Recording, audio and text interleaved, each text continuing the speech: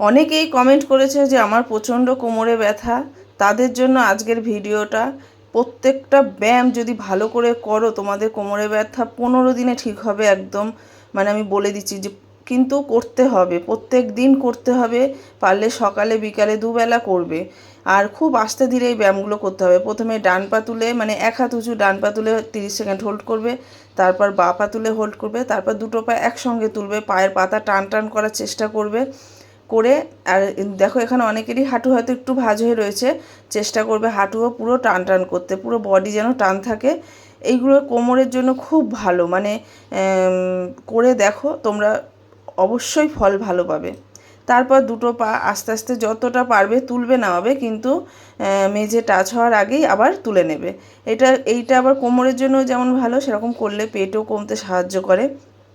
তারপরে এটা করবে দেখো, বাঁ হাত দিয়ে ডান পায়ের হাঁটুটা ধরবে, ধরে বাঁ দিকে টানবে, এবং বাঁ হাত দিয়ে ডান পায়ের হাঁটু ধরে ডান দিকে, মানে একটা একটা করে করবে।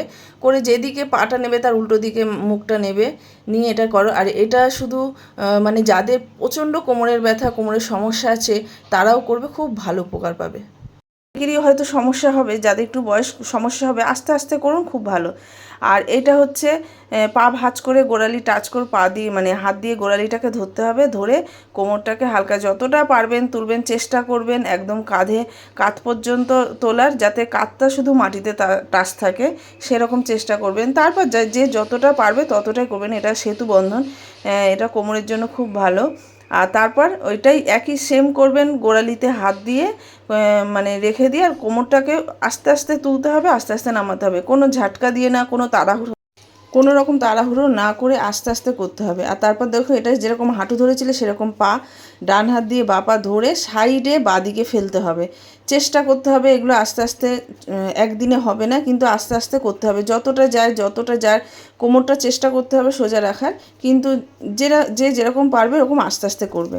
তারপর দেখো ভুজঙ্গাসন, মাটিতে প্রথমে হাত রেখে নাভি আগে পর্যন্ত, মানে নাভিটা হচ্ছে মেঝেতে টাচ থাকবে, তত দূর উঠতে হবে। তারপর হাতটাকে মেঝে থেকে তুলে নিয়ে তারপর আস্তে আস্তে নামাতে হবে। আর প্রত্যেক কটা চেষ্টা করবে 20 সেকেন্ড 30 সেকেন্ড হোল্ড করা। তারপর দুটো হাতে ভর দিয়ে পুরো বডিটাকে পিছন দিকে তুলবে। এগুলো সব ভুজঙ্গাসনের এক একটা পার্ট।